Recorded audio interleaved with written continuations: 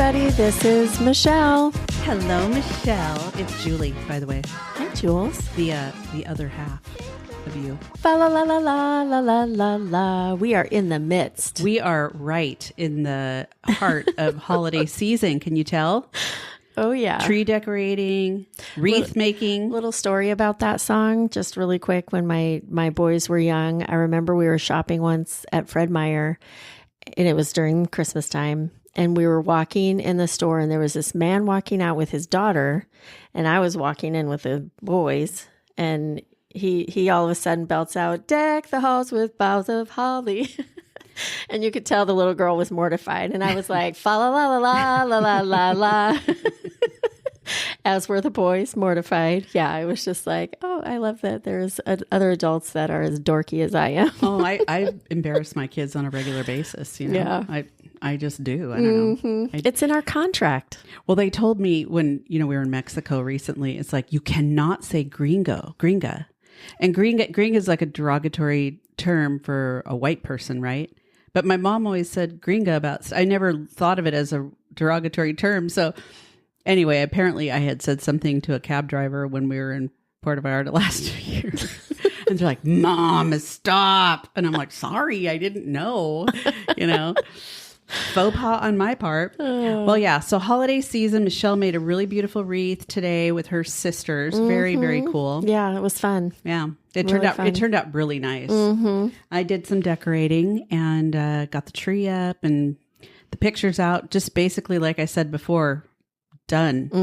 I'm kind of excited about that. So now we just get to enjoy the holiday music and the time and the time we get to spend together, Right. with each other When we're not shopping or baking or working. Yeah. That time. Yeah, kind of like time we got to spend Little snippets of with time. Little Miss Eileen last night and just hanging out and chatting. So I mean, we make time. yeah, I get it. we do. Well, we are. We're going to talk about a topic today that is so incredibly near and dear to everyone, and there's so much controversy around it. However, I think I just threw up a little in my oh mouth. God, that's not good.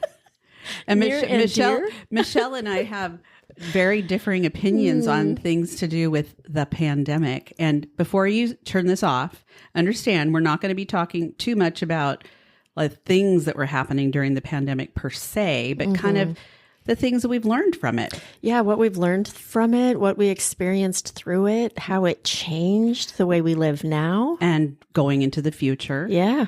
And, what it's kind of done for our kids or not done, for the kids out there in the world and just things that it might be related to in the future. So we didn't want to, belabor all of the crap that happened because there are so many different aspects of things that people are, have opinions about. And I'm cool with that. Michelle has opinions. Wait till we get to the conspiracy theory part. Then she'll probably talk more. Oh my goodness. Yeah. No, you know what I enjoyed though? I enjoyed Thanksgiving without any pandemic or COVID or vaccine conversation. I know. It was just normal Thanksgiving. We're past it. We're beyond it. We've gone through it. Because, the year before that, there was heated conversation at the Thanksgiving table in regard to very much so, some like, of that stuff. People got super, super heated. And everybody, everybody has their own opinions about it. So there's a lot, of conversation that can happen, but peeps, the Thanksgiving table is not the place. But well, let me ask you, do you think that the adversarial conversations and the things that were happening and people getting so angry and everything had to do with kind of the political climate at the time? Absolutely. So I was thinking about that the other day, and, I reference in these notes the BLM movement, and I think the BLM movement took on such a heightened awareness because people were not working, and there was a lot more availability to go to the protests and, kind of speak up and things. I think so. I think that's what it was. And get caught up in the scrolling on social media and all the attention that was being brought to so many things. And yes, people were at home. They had time. I know. Lots of time. Lots of time. Yeah. And there was such a lack of consistent information, and it was coming from so many different sources that I think there was just a lot of unknowns, and people just didn't really know what to think or what to do. I mean, obviously, none of us have really ever encountered anything remotely like that before. It's interesting too. Everybody has their own pandemic story Mm-hmm. with so many different, everybody just has their own story and how it affected them at the time and the things that they went through. You know, those with kids in the family, just like all the things. Oh my God. So many different circumstances. A couple things I'm super grateful for. I didn't have small children. Yeah. Oh my gosh. I would have been the worst parent to have them learn at home. Mm-hmm. You know, that would have been just awful. I'm very grateful that I didn't have that. And I had a job where, I mean, it's a commission-based job. So, you know, there was that kind of concern. Everything was locked down. But once things kind of started opening back up, or even during lockdown, honestly, it's like we were showing homes. There was no open houses or anything like that, but it was a frenzy. Yeah. Because so many people were having to work from home and they didn't have the space. You know, they were having to work in small apartments with kids and, you know, and so they're moving, well, if I can work from home, I'll move out of the city. And now they're in a position where they have to go back to work. And so the traffic's gotten even worse. And the quality of life, I think, has changed dramatically. Anyway, we'll get into a lot of that. But yeah, that's been kind of tough. But I just was I wrote down a few things just so we all could just remember with, you know, we could just remember and then forget. So worst pandemic in 100 years. Yes. And go ahead, Michelle. I know you had something you wanted to say. Well, no, I was just going to say it's so interesting how it's just so easy to have forgotten all. I know. Pardon me, but all the bullshit and everything that we went through. I know. And it's like, I mean, did we just forget about all that? I mean, I think we so wanted to go back to normal that everybody, the mask thing and the sanitizing your hand. I mean, we wash our hands, right? But it's like we would carry sanitizer and put it on everything. Yeah. I mean, I still actually do that. I was at the grocery store yesterday and they have the wipes there now that are still there to wipe off the handles on your baskets. And I always still do. But it's like, you won't catch me dead wearing a mask unless I have to. Yeah. Because I don't like to, you know, I don't like to, but I did it because I needed to. And, you know, I've got an elderly parent and I didn't want her getting sick and, you know, but just anyway, so I was kind of thinking through some of the high points to remember. So I was going to just talk about these for a second. High points? Well, notable points. Let's say notable. Memorable? Memorable points. Yeah. Okay, so I said worst pandemic in 100 years, which is true. 100 years ago, we had the Spanish flu, and the Spanish flu had it killed a lot of people. But I think that it could have been a lot worse if they had obviously technology and there was so much more transporting of people back and forth and stuff like we do now with airplanes and all that. So that was 100 years ago. And the one thing they did learn was that masks actually worked, you know, although they didn't have N95 masks back then, they just had cloth, you know, they put over their faces. But you saw, if you look at some of the old pictures, you know, that time frame, you see people with like cloth masks, kind of like we saw with all the people that were wearing masks in our day and age, you know? Yeah. So some of the other things I was thinking about is the shutdown, like you were talking about. The shutdown was different in every state. And we live in a very progressive state. And so our shutdowns, I think, were a little bit longer than some of the others, is my thought. They were sooner. They were longer. It was a very odd lingered. Feeling. Yeah. They lingered, yeah. I remember going for a walk just to get out of the house, you know, to go for a walk. And you literally couldn't stop anywhere because the playgrounds had caution tape on them and the parks were closed. Everything was closed. The beach was closed. Everything was closed, even with the air outside, like being outside and everything. So I think I gained 7 pounds. Yeah. And it was mostly mimosas, I'm sure. And Zoe and I ordering cookies from the Midnight Cookie Company at midnight and then going 2:00 in the afternoon. Hey, let's have a mimosa. And binge watching everything on Netflix that we could, you know. Wow. There was a lot of that going on. Yeah. During the shutdown. Layoffs. You didn't get laid off, did you? No, I was in the insurance. I was working in the insurance industry at the time. Right. We were deemed essential. You were considered essential. That's good. So I got to go to work, which I was really thankful that I could continue getting up, getting ready, going somewhere. Like having a normal day. Yes. Yeah. Well, kind of normal. Kind of normal. It was weirdly quiet on the roads. Yeah. You know, there was no traffic. The sky was blue. I could see the mountains because there wasn't a million cars on the road causing all the pollution in the air.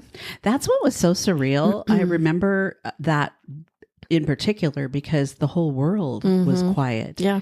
I think I was looking at some of my notes in that time frame, the bulk of the lockdown time frame, the carbon emissions went down like 17%, which doesn't really make a dent, but it just kind of goes to show how much our world is getting polluted when we're not out there polluting it. You can see, you know.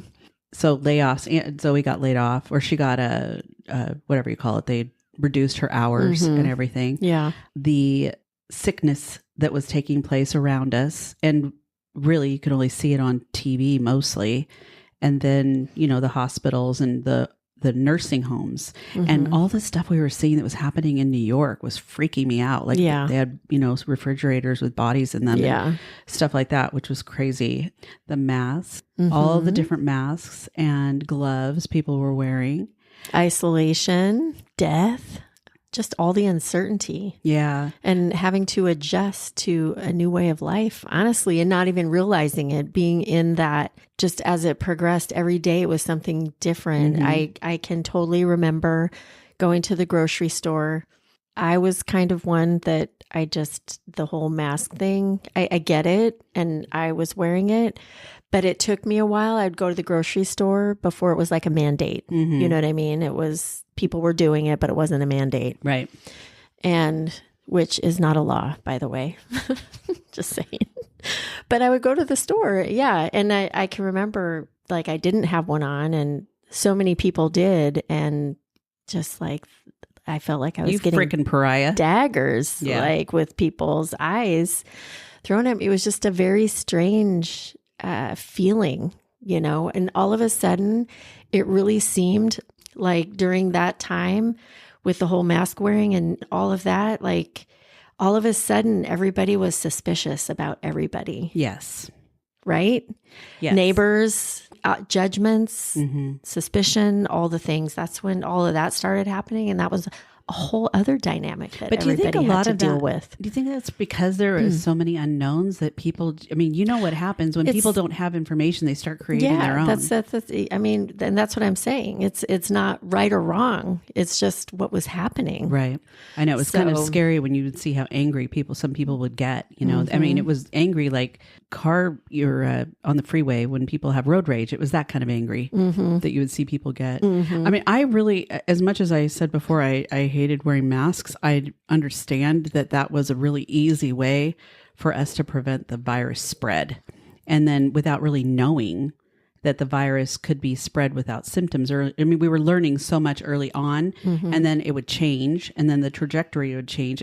I would wake up in the morning and the first thing I would do was check to see how many deaths had happened the day before. It's just so weird when I think about it now because that was like, it was like a panic thing. I don't know. I was feeling, and I had gone to Bali. I was gone for a couple of weeks and had gotten back about 4 days before the lockdown happened.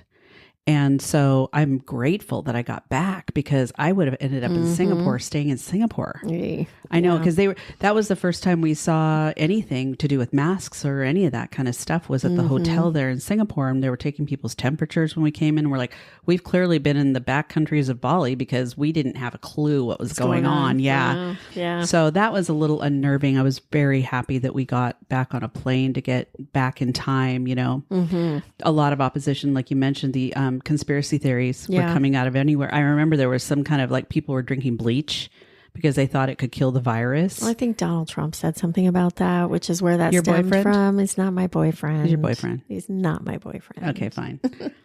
I was like, maybe he should have had some bleach. Okay, I'm going to move on. So conspiracy theories were a big deal. And like I said before, it's like Michelle and I have very differing thought processes on some of this stuff. She can kind of get into that a little bit, but she's really questions a lot of the information that was provided to us by the government because it was, funneled through, kind of like from North Korea, like, just a certain thing is funneled through and that's what you get, Well, so, people here don't think that happens. I know. But I'm here to tell you, it does. It does. And depending upon what your news source is, if you're listening to, or watching, Fox News or something, you're going to get a very different perspective. And on all across all of the sources. I just don't watch any of it. I know. I was watching it because I liked watching it. I didn't watch Fox News, but I was watching Fox News? Fox News. Fox News. Isn't it Fox News? It is now. It is, yeah. Oh no, I was watching Fox Sports. That's what it was. Fox Sports. We talked about day drinking. Yeah. Day drinking, like just it didn't matter. It did not matter. It was so matter. weird. Everything being closed, and then all the like DoorDashes and those types of businesses kind of starting to really escalate because people were getting their food delivered to their house. But if you really think about it, someone had to put that food together. That's what I'm saying. I just didn't understand all of those things. It did not make any sense to me. Made me feel better. It did not make any sense to me. And then we're tipping a ton because these people we're trying to make sure that the people make up because they're not making money and they have to work because they're essential. And we weren't making money either. We were not making any money because we're laid off. We're not working, but we got to pay them more because they are. I know. Well, we just felt bad. And all the grocery store workers. Yeah, it was like everybody, and they're getting COVID. That's oh my gosh. I know. It was just. I think the biggest thing for me fucking shit show. It was a total cluster, total shit show. Hot mess, all of those things. The part that probably saddened me the most was the kids and how they were really impacted. For sure. I mean, I think we probably did the very best we could with the information we had, right? But here we've got kids because there's no vaccination or anything for them. And so they're the ones that are going to be, quote, most vulnerable. Although I think that population wasn't even impacted as much as others, but they were spreaders. And, so these poor teachers, my sister being one of them, they're trying to teach these kids on frickin' Zoom. Yeah. How do you do that and she teaches little older kids, like 3rd, 4th grade, I think. But what about like kindergartners? Can you imagine keeping kindergarten, 1st grade, 2nd grade on Zoom? Like with an attention span of 5 seconds? Kind of like in the workplace. Well, yeah. In the Zoom, adults have a hard time. Yeah, but we can turn off our camera. I know so many adults have a hard time. So can't even imagine for kids to absorb and learn. Yeah. So I think there was definitely a detriment to the education system. And of course, the job that I do, everybody really looks at the school ratings for the different school districts. And those school ratings are not recent school ratings. They're school ratings from, a couple of years before or whatever, all done on testing and everything. And so when you hear people looking for houses, they're saying, well, we only want schools that are 8 or above or 9 or above. And after the pandemic, I was like, well, the pandemic's not technically over. The major part of it's over. But after the major part, I was like, you do realize that these scores are like from before the pandemic because now these kids are going to go into class and it's like they're literally behind. A lot of them are behind. Now, the private school kids, they still went to school for the bulk of the time. Interesting. Yeah, they did. Well, because they have different rules. So they just kind of did their own thing. And they went to school and I don't know what they did. My kids were not in school, so I don't know. But why would they have different rules in regard to safety? Well, because they didn't want to do what because the money is there and probably more so conservative structures. Yeah. There you go. Yeah, kind of conservative structures. I mean, I don't know. You look at the teachers are the ones that were going to be probably really vulnerable. So I can kind of understand. It's like they don't want to be around a bunch of like germy kids. I'd be interested in the like some statistics from private schools that stayed open during the pandemic. Yeah, that makes me really curious. I think you need to go look those up. I probably will. Yeah, not right now. I just know that because I know kids that were in private school. Yeah. So I think the learning and the teachers were really trying their best. And I know like Zoe.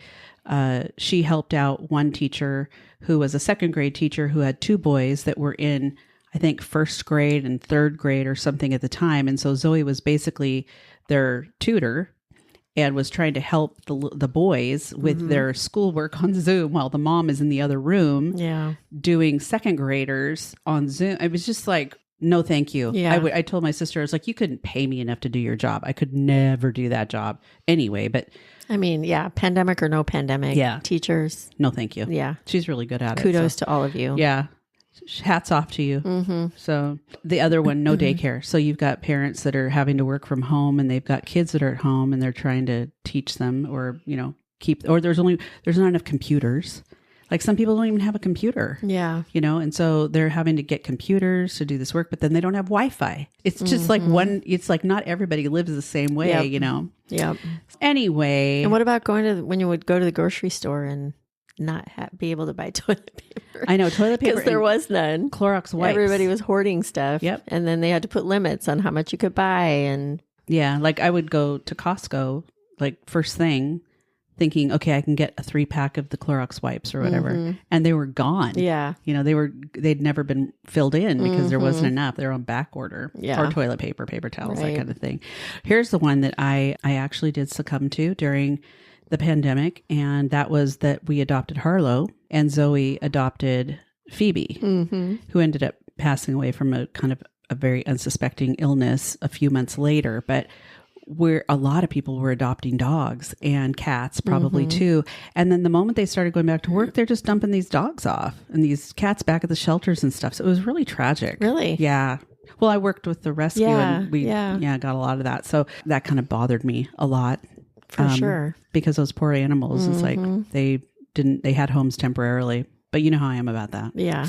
So I would say it's fair to say that everything, whether you agreed or disagreed, or, if you weren't living in a hole by yourself without any information about what was going on in the outside world, you were affected in one way, shape, or form. Yeah. So in May of 2023, the WHO, World Health Organization, declared that there was actually an end to the global health emergency. So the actual pandemic itself was declared over in May of 2023. So it'd been 3.5 years since the beginning. Was just like really recent. Yeah, it just happened this summer, this spring, I find it interesting that even when we're having conversation, with friends or we're talking with people anywhere, it's like we talk about, well, before COVID or after COVID or during COVID. It's like kind of like when I'm trying to talk about, like I'm trying to gauge a timeline or whatever, I think about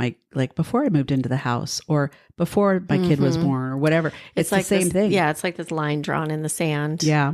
With regard to, time. Yeah. And where you were in life. Do you remember when we went out one night, we were supposed to go to an event at a place like a concert or something, I don't know, in Ballard. And we had to show... Oh, yeah. Because people got the vaccine. When you got your vaccine, then you got the card to show. And then there were places that you couldn't go into. I just remember eating at this place and we couldn't go inside and eat because I didn't have a card. So we couldn't go inside and eat. Well, we got completely turned away at one place. Yeah. And then we went to this other place and we couldn't go inside, but we could eat out on the deck. Because it was outside. Outdoors, yeah. And then when we went to go to the concert, we couldn't get in because what happened? Oh, was that the Nectar? Yeah. It was because you didn't have your vaccine. Because I didn't have ID. Yeah, for the vaccine. But then we literally went down like a half a block away and had a great time dancing all night. Yeah. Good music. I think we were wearing our masks though, weren't we? Because there were so many people in there. Yeah. I'm just saying, it's just like really interesting dynamics in general. Yeah. Anyways, some places definitely were much more solidified that way, but I know that there were like barbershops and stuff that just completely defied the orders and were fined, and they just kept cutting hair and doing whatever, and it was like all over the news. I'm sure that happened in a lot of different states. So something that we as adults and like our generation and the generation before us and the couple after us, will experience. And then I doubt we're going to see, well, I hope we're not going to see something again like this for a really long time. So by the time it happens again, we'll be dead and gone. And hopefully we will not be hopefully we're not dead and gone, but you know what I mean? I don't want to live through another pandemic. So yeah. Anyway. Well, I think really it's just important to remember and recognize all of that is our history. It's a time frame that we have to remember. And I think maybe not only just remember, but kind of acknowledge and learn from it, because there are so many things like we were talking about originally that I'm so appreciative for, because you didn't go without stuff.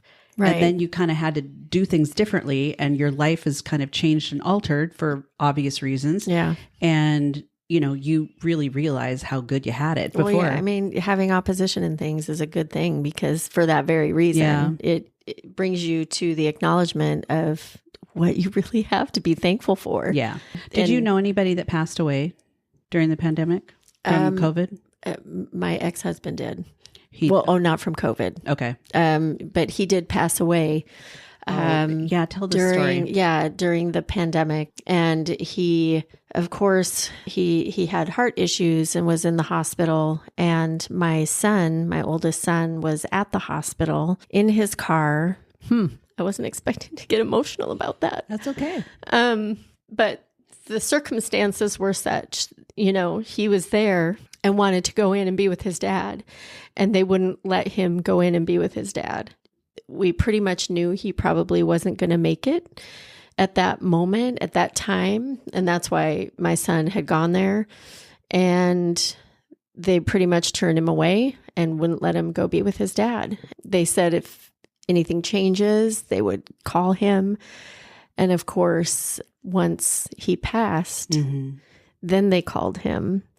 And it's so interesting to me that once he passed away, then we could go in the room. Then the boys got, we went to the hospital. Then he got to go in the room, which... Was he sharing a room with someone else? There was nobody else in the room. Okay. And if they knew he was going to pass away, COVID or no COVID, he's about to die. Right. Why can't we let the family, his sons, go in and be by his side?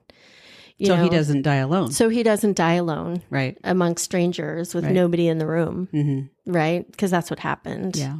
I mean, and I know that there's like so many stories for families and people that had to go through that with their loved ones in the hospital, and they couldn't be with them.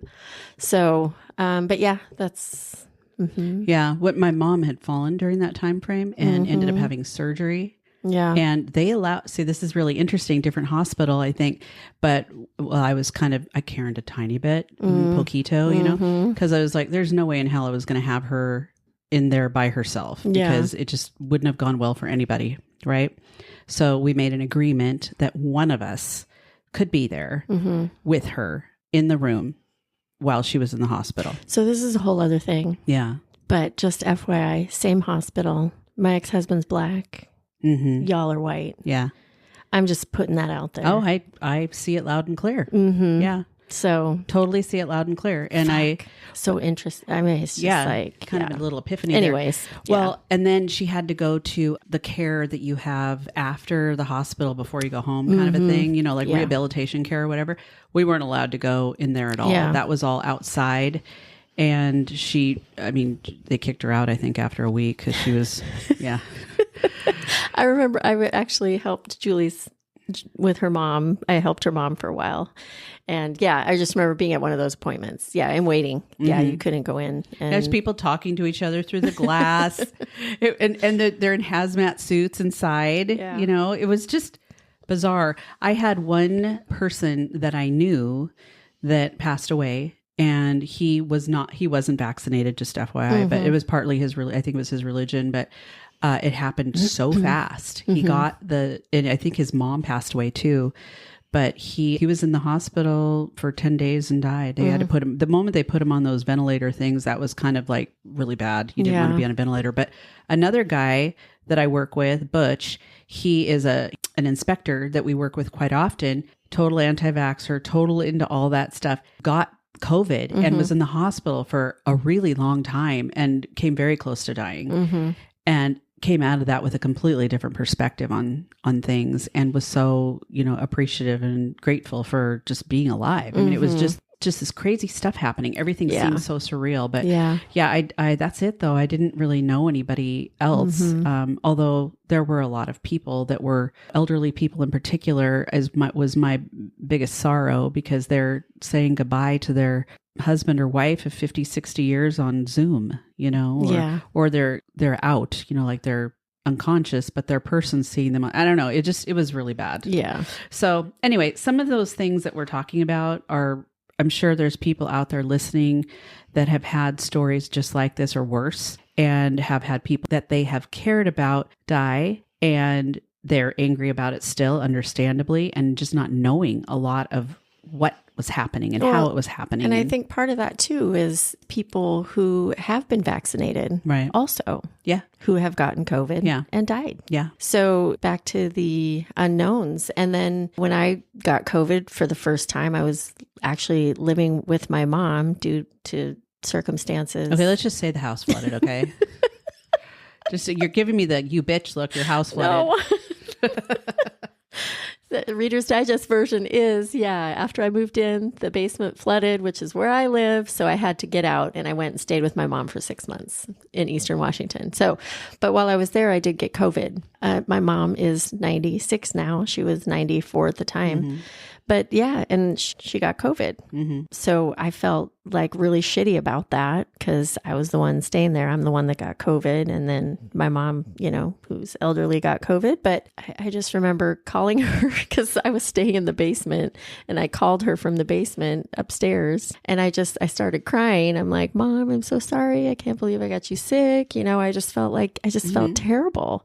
And she was like, Shelley, come on. Okay. I've had colds worse than this. Yeah.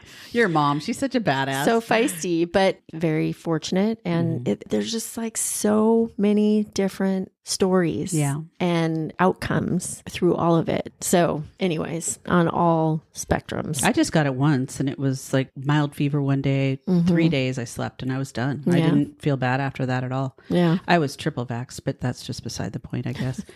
Anyway, so let's get into some of our learnings. If we're talking about learning from our history and what we've gone through, these are things that are not just Michelle and I. This is like as a country and as people, just human beings in this world. These are some of the things that I think that we ran across, we thought were important to note, in one capacity or another. Yeah. So we talked about masks and how they were powerful tools. I think that was a really easy way. They're useful. Useful tool. My bad. I used the wrong adjective. Sorry, Michelle. They're not powerful. They're useful. They are. I mean, it's just like when you sneeze or cough, you're going to bring your elbow up. You're going to do it there. That's like having. Have you ever seen one of those videos in slow motion when someone breathes? Disgusting. It's gross, and that's with it in their arm. I know. So think about it. They're coughing into their mask, and if you don't know, when you sneeze or cough, you do it in your elbow. I mean, the crook of your elbow. The crook of your elbow, not your hands. Yeah. Because that spreads germs way more quick. We were just on a plane coming back from Cabo, Planes, that's a whole nother thing. I could not understand why planes were allowed to go. And just, anyway, I don't even want to go there. But there's this kid that's like 2 rows back, right on the aisle, hacking up a lung, right? And he doesn't have a mask or anything on. And he's covering his face with his hand. And I'm just sitting there in my seat going, and then his mom next to him is coughing, and she's coughing into her hand, and then she's touching the arm and pulling. You're watching the whole thing. I'm watching the whole damn thing going, oh my God. It's like, did these people not go through everything we just went through? It's just common sense, God forbid anybody gets a sniffly nose or a little bit of a cough nowadays. I know. Now. This was a lung hucking, okay? This was not a little simple cough. This was a definite lung hucking. Yeah. I wouldn't have cared otherwise. He's a little kid, but anyway, so useful tools. Yeah. I wanted to hand them one. If I would have had a mask, I probably would have handed it to him. Well, I think it's pretty cool how the online services that the medical field has come to be able to utilize. Yeah. That's like a thing now. It's huge. It's in a good way. In a good way. Yeah. You can just have that virtual visit or whatever. Is it a Zoom? I've only done it. Yeah. Like telehealth. Telehealth, teledoc, whatever. Yeah. That has become I think that's like normal now. That's a thing. Yeah. And actually, I think that was spurred by just the need for people to not go into a doctor's office. Yeah. And frankly, doctors being overrun with so many different things. And so I think there's less doctors now too. There's less people in that field that were just so done with being in that field. So I think this is another way to kind of combat some of that. We'll talk about our medical issues that we have in the United States in a moment. But right now, that I think was a real positive thing that came out of it because we used the technology we already had. Yeah. Just developed it a little further. Michelle, do you want to do the next one? No, go ahead. Oh, so vaccines, you can already tell just by our banter here that we have differing opinions on vaccines, which is all good. I love Michelle. She didn't get a vaccine. I still love her. No big deal. And she still lets me come to her house. Yeah, I do. Because she doesn't have any germs. That's why. But I did feel like I got vaccinated right away as I was able to, but I also was around my mom and she's elderly and I just didn't want to be the one responsible for getting her sick. Oh, go ahead and throw that in my face, Jules. After I just told the story about me getting my mom sick. My mom would have ended up in the hospital or something. Jesus. At least your mom doesn't blame you. Anyway, so that was the one person I didn't want to get sick. I didn't want to get Michelle sick either. Oh, yeah. Okay. Zoe got sick. She was vaccinated, but it had not been very long. Like the incubation period, she'd only had it for like a week or something.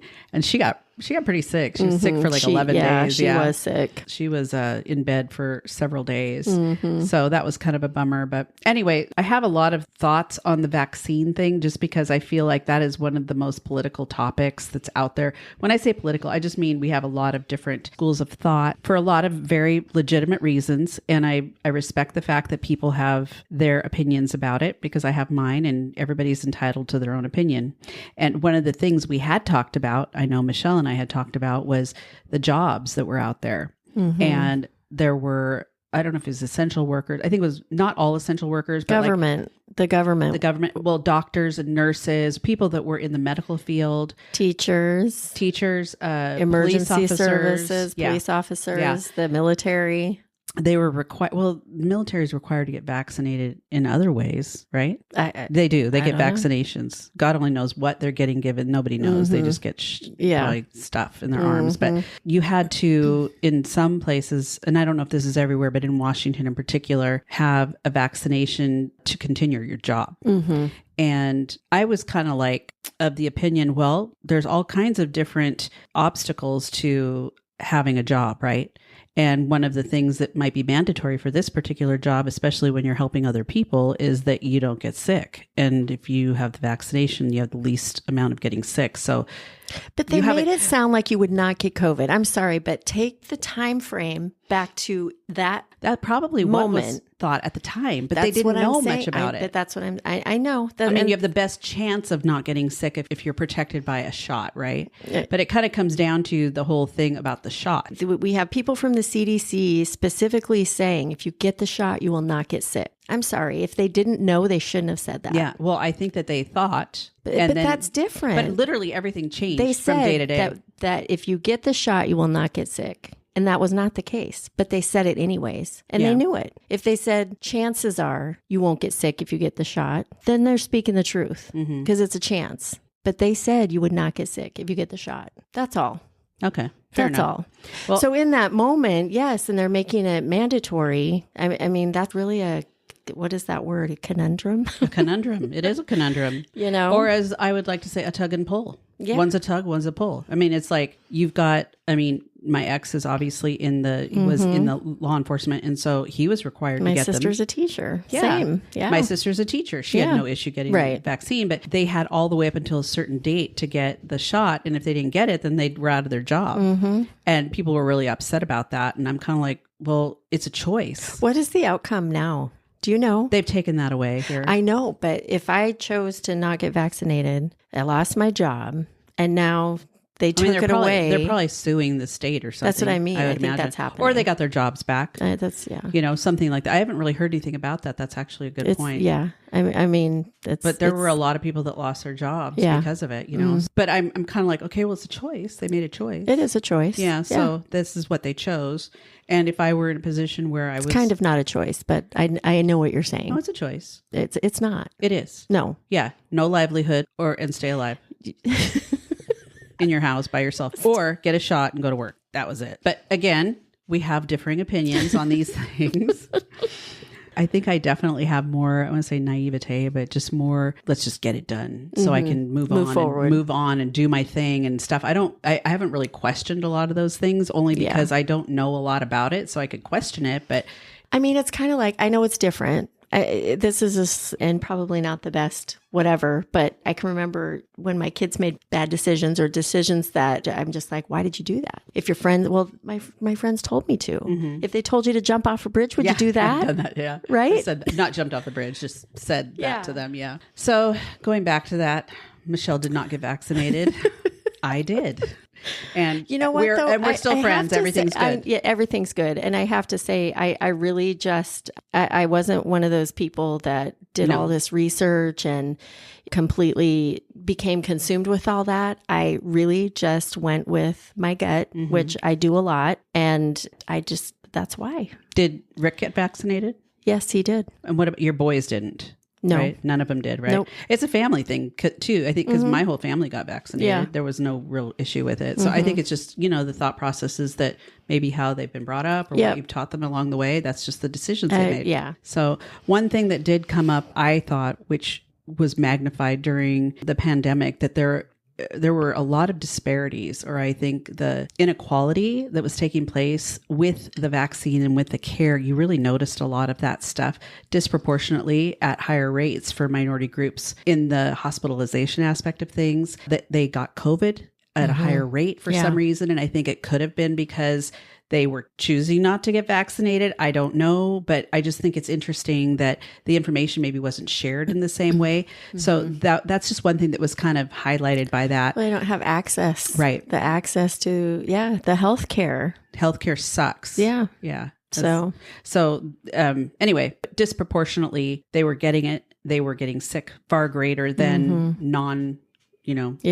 or they were non-white people who were getting sick greater than white people. But again, I think that might be why. And that was every age. That wasn't just one specific age. That was every age. So I don't know, maybe at the higher level of risk or at a higher stress level, but all of those things could have contributed. But there was definitely a highlight or a glaring lamp, if you will, put on that particular topic. It was very obvious that was happening. The other thing that I think was really a difficult one for people was the mental health aspects of things. Yeah. People got pretty depressed. I mean, I think the isolation aspects of things was a little unnerving, I think, at times, because it felt like you literally were in this world by yourself. That's how it felt. What's that movie that has Will Smith where he's walking around and it's like, do you know what movie I'm talking about? Is it Legend? I know what you're talking about. It's like post-apocalyptic. Yeah. It's post-apocalyptic. Say that 10 times fast. I know, right? I can't remember the name of the movie. But anyway, it kind of reminded me of that. It's like this desolation everywhere, everybody's kind of doing their own thing and they're all taking care of themselves. But it was deafening. The quiet was kind of deafening. It was peaceful, but at the same time deafening, because it wouldn't have been that quiet had it not been for what was going on. Back to mental health and the increased depression, the isolation, just like all the things you were talking about with that alcohol intake. Yeah. That definitely increased by about 14%. During the shutdown period, it increased. Yeah. I think alcohol was a way that people, I can speak for ourselves. We did it too. Was just kind of it's kind of like you had a party going all day long. We did, in our pajamas. I was living with my friends at the time. Yeah. Because, that's my pandemic story, because I didn't have a place to live. Damn it, Julie. Yeah. That was even before I that. know. Let's not go there. But it was like a party at our apartment pretty much every single day, not all day long. They were working and I was working, but we definitely would come home and it was a party. Because you weren't doing anything else. Yeah. And everything was just so strange. Yeah. Even at work for all of us. So I think when we talk about alcohol, there was definitely increase in sales in alcohol across the United States of America and probably lots of other countries as well. But I do believe that the mental health aspect of things was impacting people of all different ages, but children, I think, were the ones that struggled the most. Oh, yeah. And the one thing that I had come across was that if you really think about it, a lot of kids, when they go to school, that is their safe haven because they might be in an abusive home, right? Or in a home where they're severely neglected or whatever that case may be. And now they were home with their neglectors and abusers, right. And so the incidents of abuse were probably higher. but there was nobody to report it to. Those kids weren't coming to school with sallow faces. And I know. So it's just that was the thing that my sister was just dying over because it was like, there was nothing that you really could do except try to communicate with these kids through Zoom. And a lot of the time parents weren't even home because they were essential workers. So you've got these second graders and stuff that are home, supposed to be at school. They're taking care of their little brother who's, I mean, it was just a disaster. So mental health, I think, was definitely an issue, and suicidal thought, the anxiety, the stress. I think a lot of that would have to do with not knowing if you're going to have enough money to make your rent. Right. And then there were, obviously things were put in place. So people, if they couldn't make their rent or they couldn't make their mortgage, were, able to kind of put those things on hold. Well, and just being surrounded with the doom and gloom. Yeah. Constantly, every single day. Yeah. Turning the TV on and seeing the death and all the stats and what's happening and how terrible it all is. Like, I mean, I think it's safe to say that there were a lot of kids out there that just didn't feel safe. Yeah. Safe meaning, emotionally safe or physically safe. I think that was something that was kind of not necessarily on the forefront, but it was a byproduct of what was taking place. Yeah. But I do believe, as a general rule, we have become a more resilient people because we've had to deal with this type of adversity in one way, shape, or form, some more than others, but we've been able to kind of come through it. And I wouldn't say everybody's stronger because of it by any means, but I think that coming through it, it's something that we did. Right. So what that kind of led me to believe, though, is that community can be probably one of the most critical things. Absolutely. Because I think those that had community definitely were and are better off than those that were and are isolated. Yeah. And, some were isolated because they maybe were at a higher risk or whatever, might have been happening at that time. But like with us, we had our little pod, where you weren't here for part of that time, but Zoe was here. Eileen would come over. It's like we would have like our little pod of people that we know were good. Right. And, obviously I saw Mary and stuff with work and everything, but we weren't socializing and being out and about with a lot of people. Right. Which kind of leads me to the whole dating thing during the pandemic. Well, that was kind of a joke. Obviously you're not going to, what are you going to do? I mean, you don't date. Right. Right. I mean, where do you go? What do you do? That's weird, Sean. Yeah. So no dating really going on during the pandemic, just a lot of other stuff happening. So Amazon packages being delivered. Oh my gosh, that company grew so much, so much during the pandemic. Yeah. I mean, they're taking over everything. They even have frightening. It's really frightening.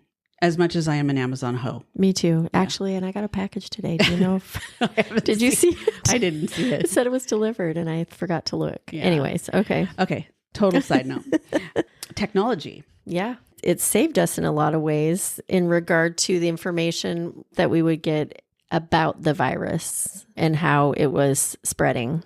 So you could say it was a definite positive, but I think there were some negatives to it too. Absolutely.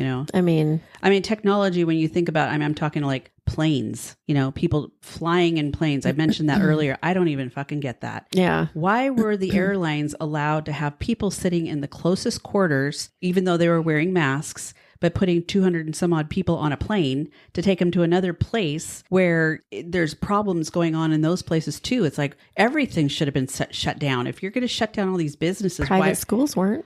Well, why the airlines weren't? Because it's a money thing. That's what I know. That's what I'm saying. The government was going to have to bail them out. It was kind of like control during the recession or during the crash. It's like we bailed out the damn car companies. It's kind of the same thing. So anyway, I think the control part of it was helping some and not helping others in some respects. Yeah.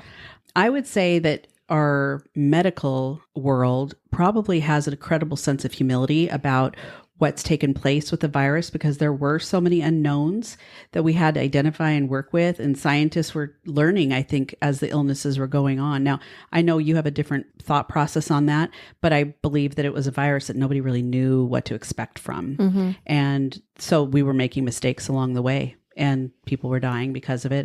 Then they would learn more about it. And they developed this vaccine in a record time, like in 1 year. And so I'm sure there were issues with the vaccine because it was not going through the proper vetting process. But what if we didn't have it?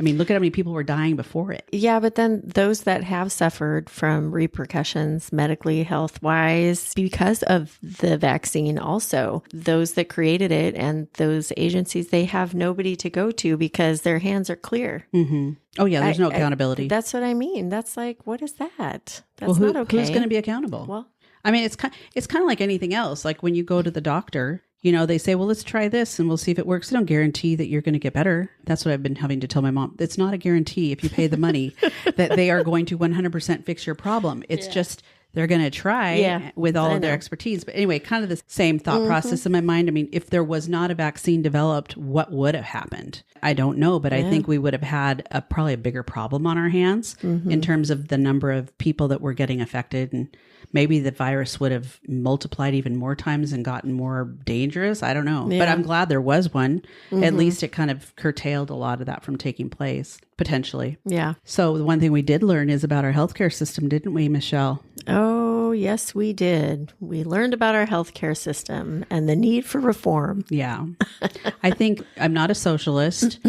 Some might think I am, but I'm really not. It's like, I think universal healthcare has a lot of value, but there are obviously roadblocks in place with something like that because it would have to be funded through the government, which means it's funded through our taxes, which means our tax rates are at even higher percentages. So there's going to be a lot of adversity to something like that. But there's other countries that are doing it and it's working well. So I just feel like we definitely need a reform. I mean, as I was telling you the other day, I'm paying $800 a month for my healthcare premium, and that's not even counting anything, the deductibles or any of that other crap. Yeah. And people are like, why do you pay so much? I'm private insurance, obviously, because I'm self-employed, but it's like, come on, between the vaccine people and the insurance companies really is where the problem is. Yeah. They're making a shitload of money and at the hands of, the middle class and the people that can't really afford it. It's just too bad you just can't go to the doctor like we used to. Mm-hmm. You're just sick and you go to the doctor. So a lot of people don't go. I know. They just don't go. Yeah. Kind of like I was saying, it's like my insurance is all messed up right now. So I've got like this little thing right here. I think it's maybe like precancerous right here on my forehead. And I'm not going right now because I'm not going to deal with the crap that I'm going to have to deal with until they clear up what's going on with my insurance. So, or even getting appointments and stuff. So I know it took 2.5 months. I know. I think it's so interesting too. I mean, outside of COVID, when people are sick or if they got something going on and just trying to schedule, it's like you cannot schedule and go in and see your doctor. Mm-hmm. You have to go to the walk-in. Mm-hmm. That's how it always is.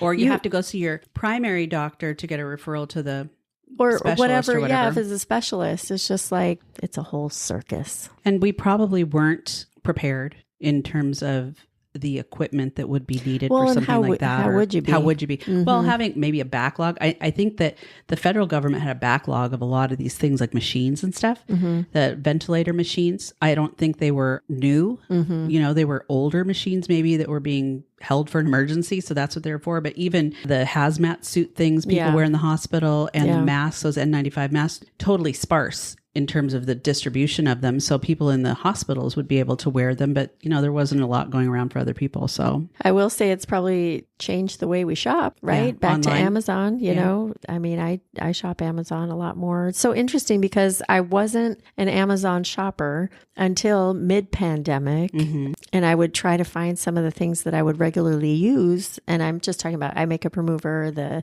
BB cream that I use, different things. And I would go to the store to get it and it wouldn't be there. And I'm like, God damn, like, is it just still the stock issues like everybody's been talking about forever? And so then I would find it on Amazon. So I would like, well, I guess I'm getting it from there. So then I would get it on Amazon. Well, you couldn't go into the stores really to get, so you'd have to go from store to store to store to get your eye makeup remover that you wanted because they didn't have it in a specific area where it would just be easier to order it anyway. Order it on Amazon. I ordered, I've definitely taken that to the next level. Do you think we're still, as far as school and learning wise, do you think that has been a setback even now? I mean, even though we're through the pandemic and we've been back to school, Do you think that setback, are they still feeling the effects of that, the students? I mean, I'm not a teacher, but I would say that there is a lot of ground to make up. Yeah. Because you just don't know what level kids were at. I mean, literally like 12, 13 months of not learning. Right. Not turning assignments in, not being, I mean, it's just not being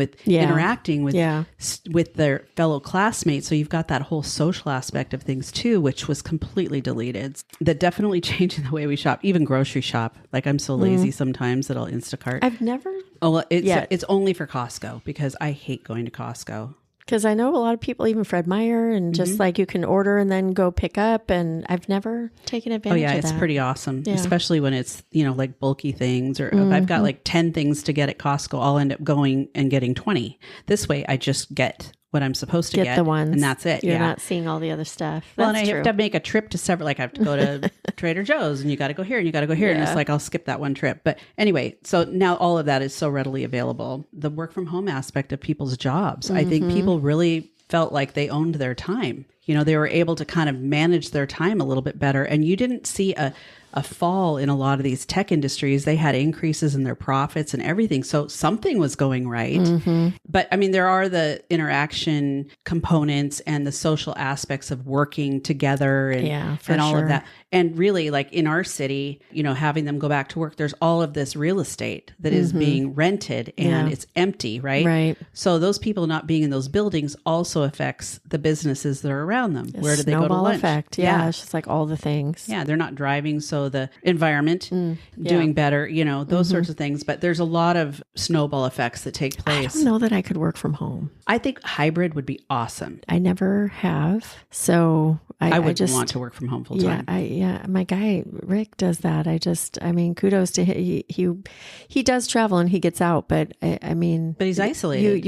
It's a sense of isolation and these are my words, not his. And I would imagine you would have to be so disciplined, really, Well, you're probably on conference calls and you've got projects just like anything else. And frankly, you don't have the distractions that you might have in the office, which would be healthy distractions in some respects, having conversations with people or going to get lunch That's what I would miss, just like the interactions with people. But that's my background. So I know that about me. I work with a lot of tech people and they were working from home. And so we would arrange showings and things like that, but they were very structured with their schedules. They were working till certain time or they had 1 hour that they could go on their lunch or whatever, but they had that flexibility to be able to do that when they were working at home. And then they had, of course, their kids to deal with and that sort of thing. So now going back to work, I think a hybrid schedule's fair. If you've been able to see that you are productive in your work environment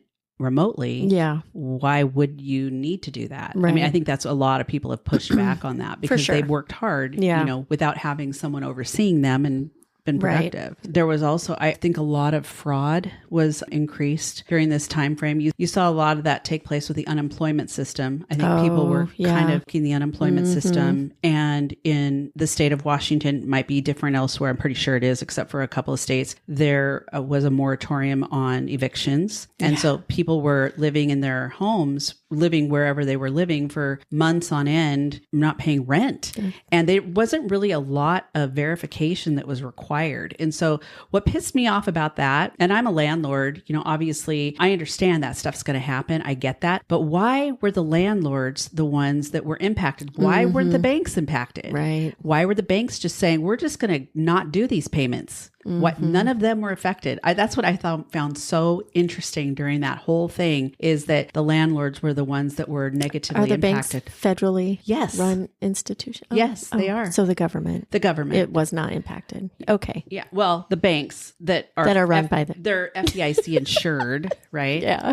But I don't know why that was, maybe it was brought up. Yeah. I don't know. I mean, I'm sure. But I find it really interesting. So these mortgages are months behind. These people are going to lose their houses, their investment properties or whatever they are, because someone's living in them and they're not paying rent. It was so back-assward to me. I did not understand why that was taking place, because that's a great example of how the government really fucked people up. Yeah. I think. Yeah. So why don't you talk about the rumors? The rumors, are dangerous? Yeah. like the drinking bleach thing. I remember hearing about that, but I think it was a bigger thing because I think Trump was the one that mentioned it. You know what I mean? And then it just kind of blew up. I don't know. And he wasn't serious. He like said something about it and then it became this whole thing. But I think there were people that were doing it. There was some other medicine too that people were trying. I don't remember what it was, but they were taking a different type of vaccination or something. But people in those positions in the government had access to it. Mm-hmm. So I don't think it was something that was readily available for other people. I don't recall what it was called, but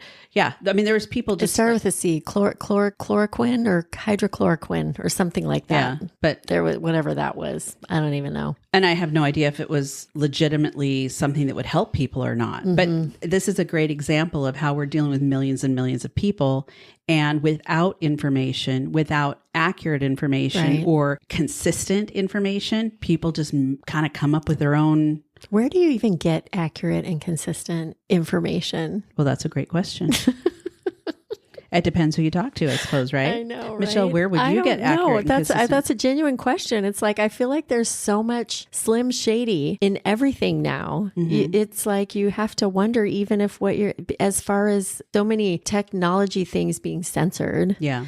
And, that's very true. Governed. It's like, what I'm getting from Google? Is it like really true? Mm-hmm. Is it true? Well, and there's so many things with AI now that are. That's what I mean. Yeah. It's just like, what the fuck is for real I don't now? know. I think that's where, again, going back to this, people just kind of come up with their own conclusions on things because they're getting information from different places. It's not consistent. So they kind of go with what they think look to be the most legitimate. And that's why not just COVID, but in so many things, it just creates this big divide in the country. Yeah. The vaccine obviously was very political with people losing their jobs and just like all the stuff we just talked about. Yeah. But yeah, and everything, it seems like everything is just comes down to that political core. Yeah. Truly. I think there's going to be things as we're coming up on another presidential election. There's going to be more things that are going to do the same. I'm not talking about sickness or illness or whatever, but it wouldn't surprise me. Yeah. I think a lot of this was exacerbated by the just lack of just leadership, truly, just generally speaking, leadership, or people kind of surmising about things on national TV that other people are hearing. And so that turns into truth. And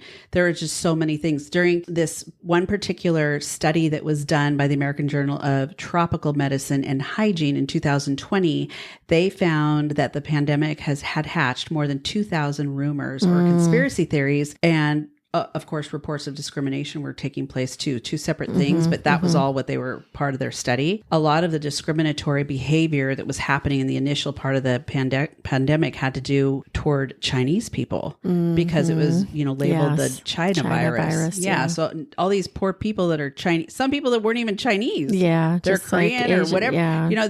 They were being targeted because culture. they're Asian. Yeah. So big divide in our country. I think we might maybe go into the BLM movement on a different episode because it was such a pivotal time. I mean, if you think about the time in the 1960s, when we were talking about a lot of these same issues and civil rights and people really sticking up for themselves and what was happening, all of those were directly related to issues happening then, but coincidentally during this time frame is when it was highlighted more because of what was happening, with George Floyd and of course many other people that had been killed by police, or I think there were a few that weren't even killed by police, but killed by, another race, that sort of thing too. So there was just a lot of hatred and a lot of divide taking place. It was really sad.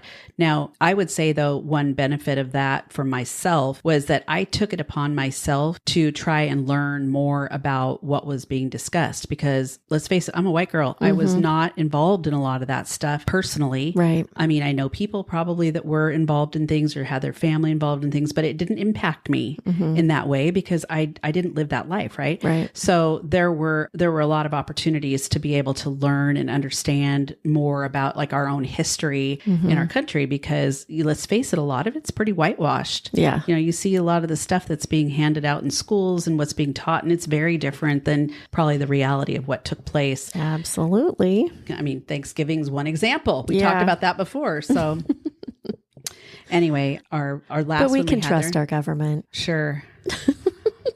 How much you paying them, Michelle? We talked for a moment about the global carbon dioxide emissions and how much they dropped. It was like 17% in that big time frame of however many weeks that was. Yeah. And the stillness and quiet that went along with it was very surreal. Yeah.